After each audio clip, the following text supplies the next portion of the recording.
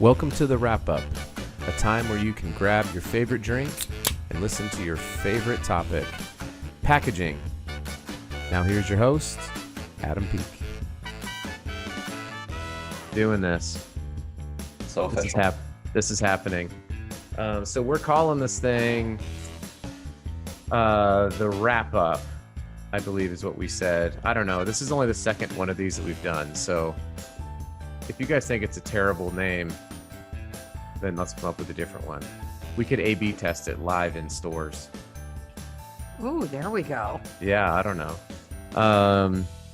Well, this is it's a monthly webinar series, so welcome to everybody, where I get to talk with interesting people for 15 to 20 minutes about a singular topic. So, like the podcast that I get to host is a little bit longer, 45 minutes to an hour. It's, it's a lot more in depth and kind of wide reaching. These are like awesome and fun because it involves packaging and cool people and alcohol. So it's a happy hour time, and that we record it and then it comes out.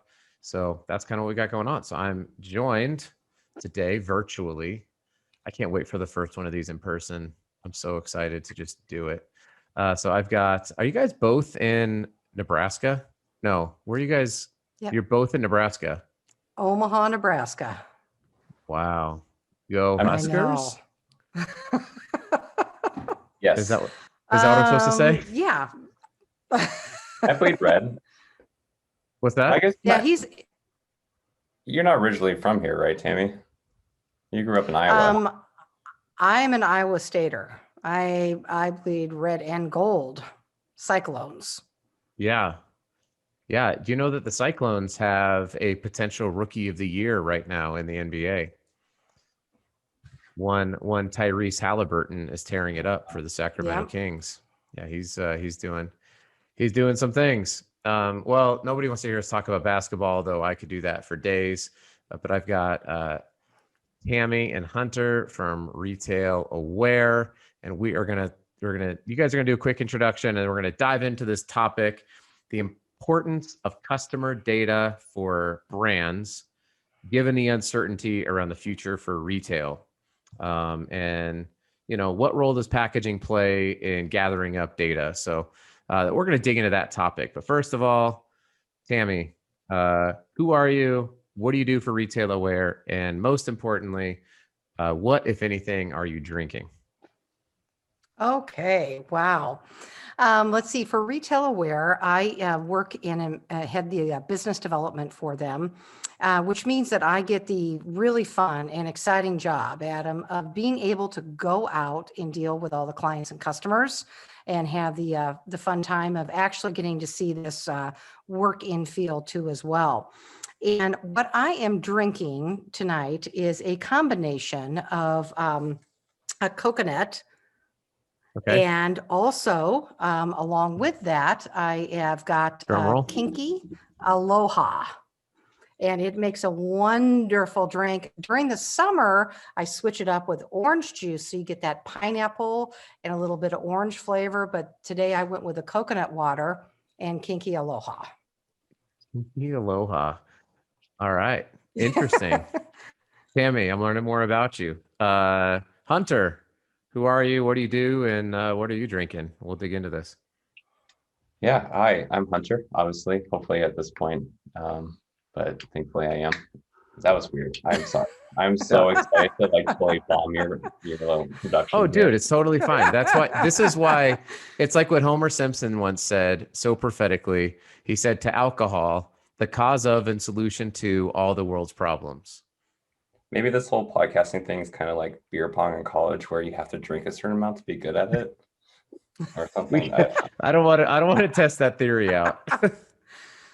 Yeah, so I lead our customer success team here at Retail Aware. Hopefully none of our clients are listening to me talk about drinking and such, but I work closely with them to make sure all their projects go pristine, make sure they have the support they need, logistics, the whole gambit. And just being there for them. So today I'm drinking, and if I do accept sponsorships, a local beer out of Kansas City, kind of rep those people down south. It's a Dunkel beer. The brewery is actually super cool. It's Casey Beer Company. Hmm. And one of their head brewers, I believe, is actually from Germany. So they have some of the best actual German styles in the Midwest, I found. Cool. I don't know my Midwest geography, but how close is Omaha to Kansas City? 3 hours. All right, that's not too bad. Yeah. Well, my name's Adam, and I am enjoying some of this original Gold Bar Premium Blend whiskey.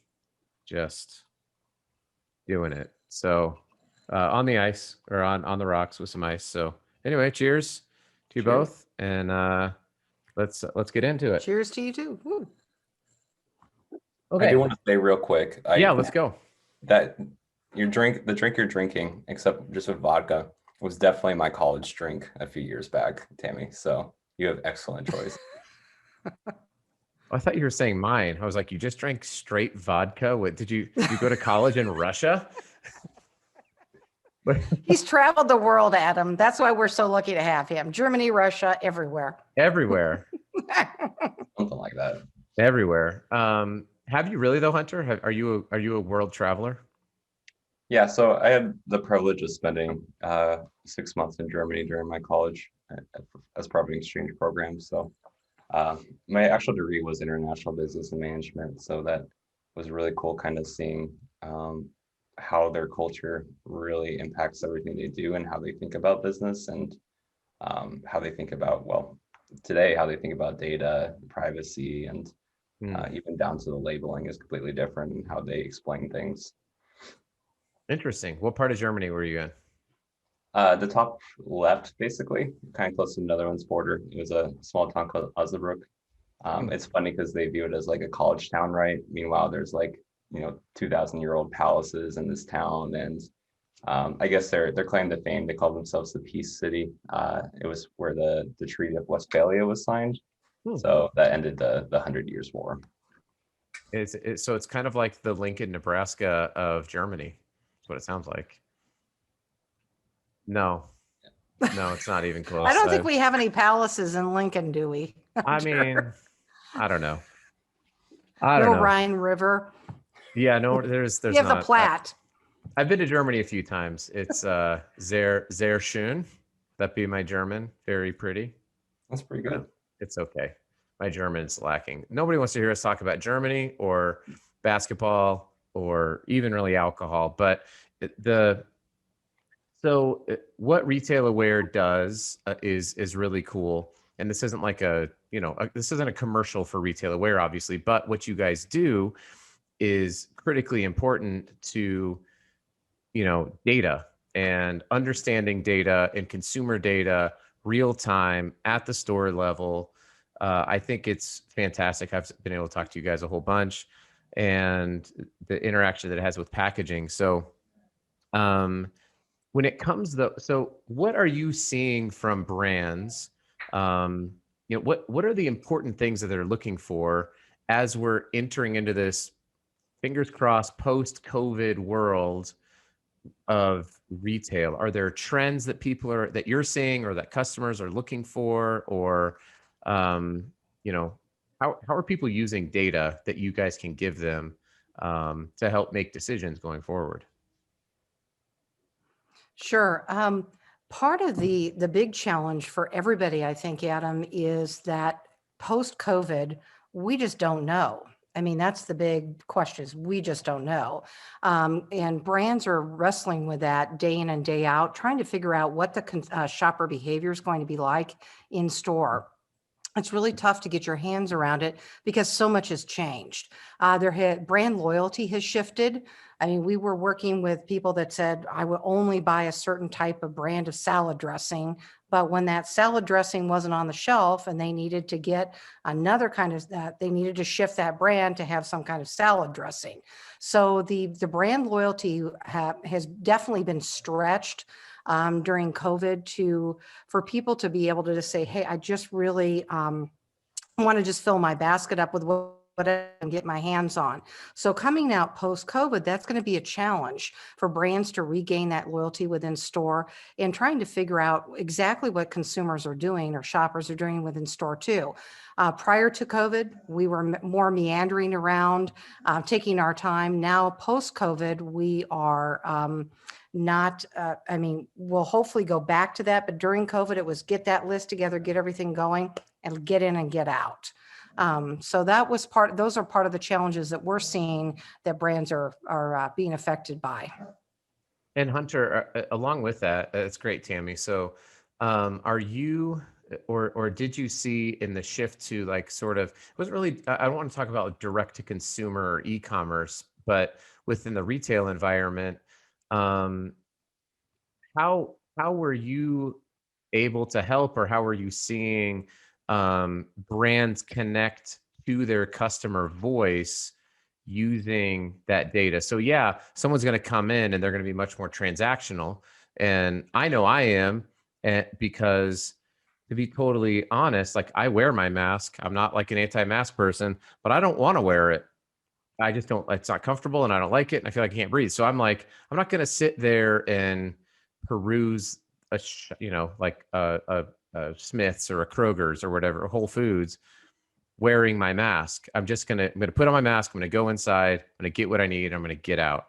So were brands, or are you seeing them emerge trying to gather that information in real time and say like, how do I use this to connect with them more, or to, is that a conversation when you're doing like customer success that people are trying to answer?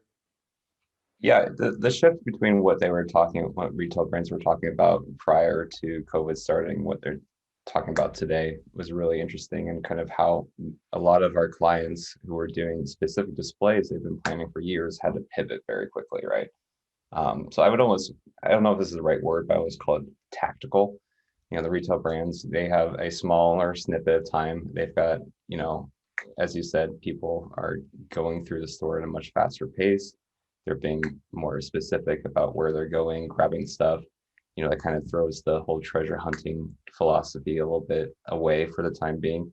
So when they're looking, before COVID started, there was a lot of interactive displays. How do we capture that person that's treasure hunting, that's looking for something new? How do we educate them while we've got their attention? And then how do we wrap metrics around that? And now, and Tammy, feel free to add in, but it feels a lot more tactical, where it's, they view the data as less of a luxury and more of a necessity, where they need to make very specific decisions down to the months rather than years, analyze the results and make sure they're in the right direction. Just because with COVID and how shopping's changed for the time being, the opportunities present themselves and they need to convert on them more specifically, rather than just going through an accuracy through volume method. Yeah, absolutely 100% to what Hunter said. The challenge is that we no longer, Adam, have that luxury of 30 days, reports that come out quarterly every 6 months. It's absolutely critical that we know what is going on in real time to be able to, Hunter's point, to make those tactical decisions and shifts and choices within that store, because otherwise you're pouring a lot of money down the drain into something you don't even know will gather any results. And that is going to be the challenge coming out of COVID and into post-COVID. Got it. So let's kind of my final question, I guess, would be, so in this post-COVID world that is unknown, I mean, I'm not going to ask you to prophesy into the future on what consumer behavior is going to be. But as we start to emerge from this, and as brands might be looking to quickly shift and pivot, we've talked a lot about packaging and the increasing role of consumer facing packaging. It was important before. Then I would say during COVID, it kind of became less about, hey, how do you look on shelf? And it became more about, are you on the shelf? It was availability was the big, was, just get me the product. We didn't see, in my side, we didn't see a ton of, art changes and stuff like that, because it was just all hands on deck. Like, if you had products that were getting bought, you better, toilet papers and cleaning supplies and hand sanitizers and soaps and food and shelf stable foods, all of that stuff that was just flying off the shelf. It was just about availability. But now we'll call it sort of the brand triage, as the shelves are now stocked, and maybe as people start to do a little bit more. Do you anticipate brands using that data again to drive branding decisions, to be regaining maybe some of the share that they lost? Is that maybe not a certainty, but kind of an anticipation of where you guys see the future headed for branding and packaging within the retail environment? Hunter, do you want to take that one to start with? Sure. I definitely think so. Before COVID even hit, a lot of I know you've been to the conferences as well. The talk was, okay, what's going to happen to the center aisles, right? You're losing, retail spaces being shifted to online, not nearly as drastically as everyone's making it seem that retail's dead or something like that. But there's what are the numbers again? I know you've told me it's like, what's the percent of like e-commerce to retail ish? I don't quote me on this, but if I remember correctly, we were seeing e-commerce reach up to 30% during peak pandemic, and it was a much lower percentage there. Personally, I see there's going to be an increased amount of share that's going to e-commerce, but there's a lot of, especially once we get, people want to return back to normal and such, even though it's going to be a new normal, and, there's all that going along with it, but, there's still experiences that people want in the store, and that's not going to change. And there's so much value to having a physical retail space. There's still, even through the pandemic, DTC brands were opening physical locations. They were opening up in airports, even Away had a bunch of, airport physical locations open up pre-COVID. I saw 2 different announcements of DTC brands that were going in stores just this week. So with kind of some of that shift into e-commerce, the stores are going to look different forever. And I think that's only going to increase the demand for shelf space, right? It was already kind of cutthroat on the shelf, but you take that and kind of how the store is modernizing and changing. It's almost like, I'm going to use a sports analogy, and I know we were talking about not doing basketball and stuff. No, it's fine. I like the analogies. It's something I've been using recently. It's kind of like, your team's doing well and is going through a bad spot. You're on a 3-game losing streak, right? You're in bad form. Some people aren't performing.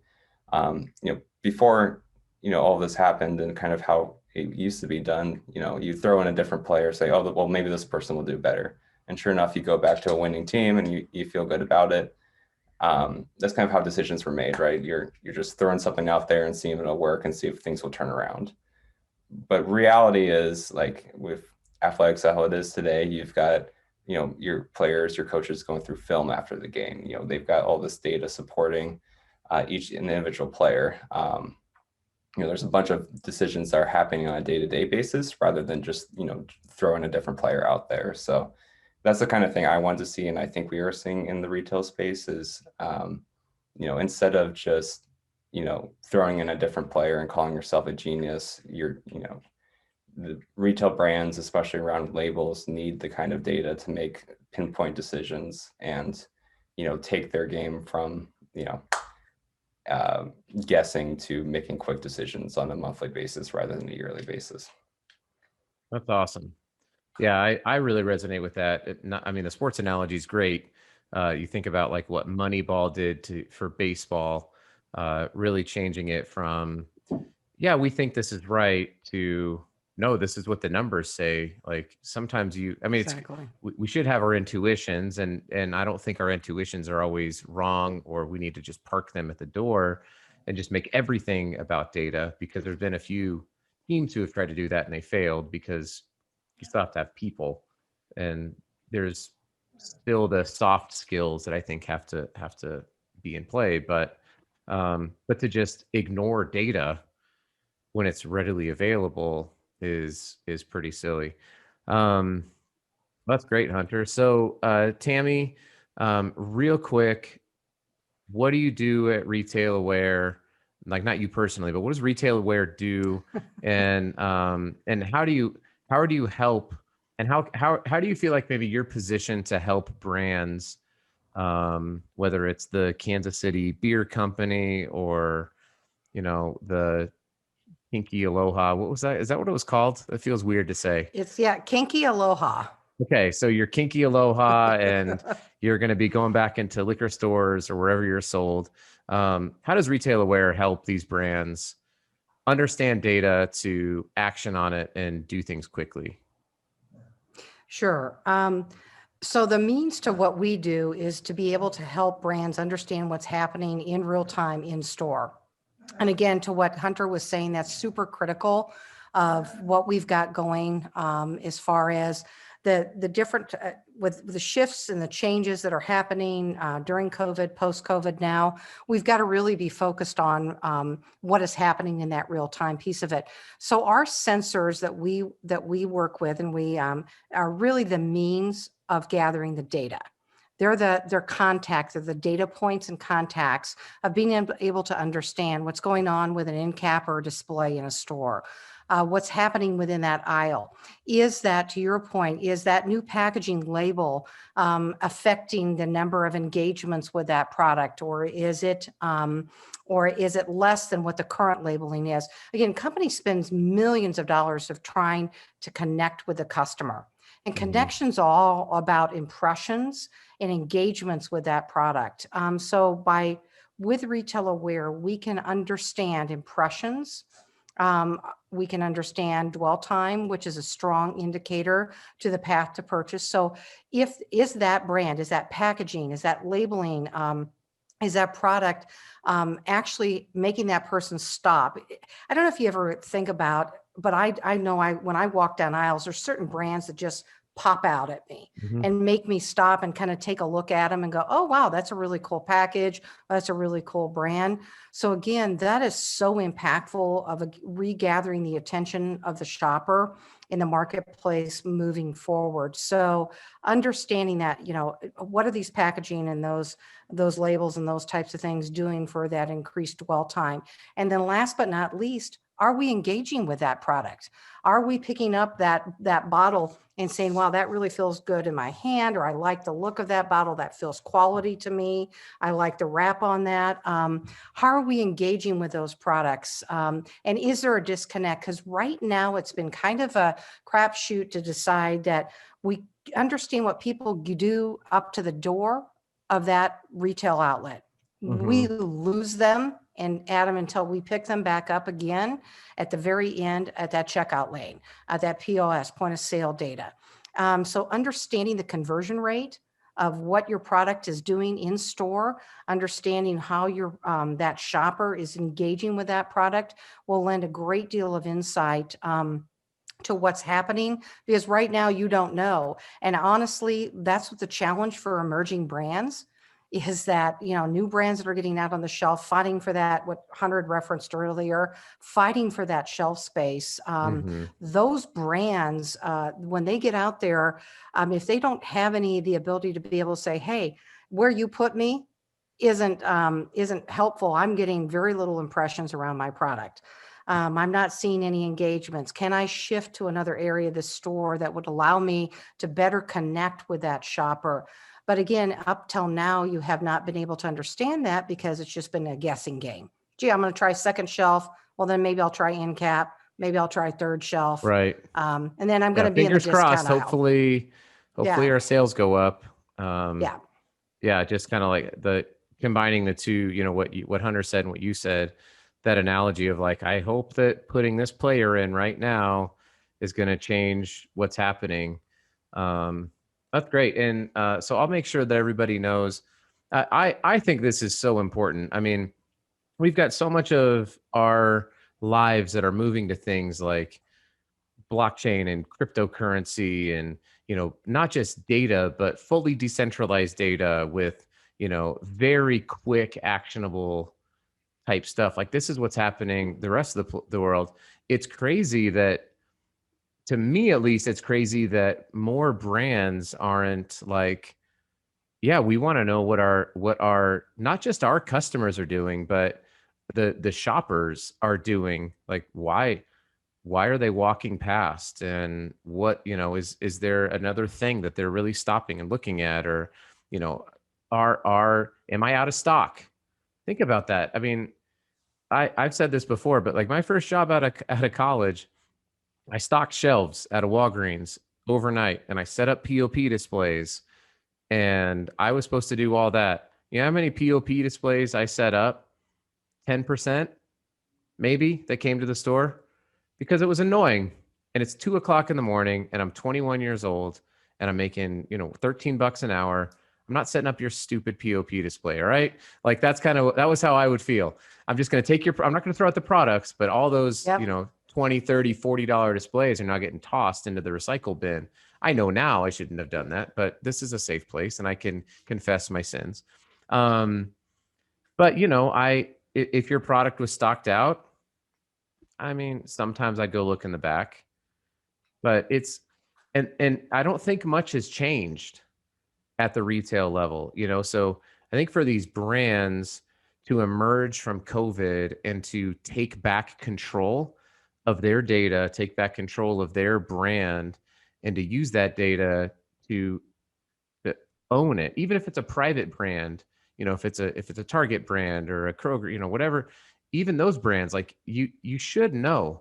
And it's mind-boggling to me to know that you guys exist and that more people don't reach out and grab more of that data that's readily available. So I want to make sure that everybody is able to get in touch with both of you. So I'll kind of put your contact, your emails and things like that on this, because my hope is that more and more people reach out to you, because it can make our packaging smarter. We can be wasting less, which is sustainable and profitable and all that kind of stuff. So, well, thank you both for coming on. It's been great. Well, thank you. We appreciate it. And it's always a great time to have a nice little cocktail. I know, definitely. Well, cheers to you both. Cheers. Cheers to you too. Thanks. Yep. And that's a wrap. Thank you for joining us for this webinar. Join us next month as we enjoy some drinks and talk about packaging.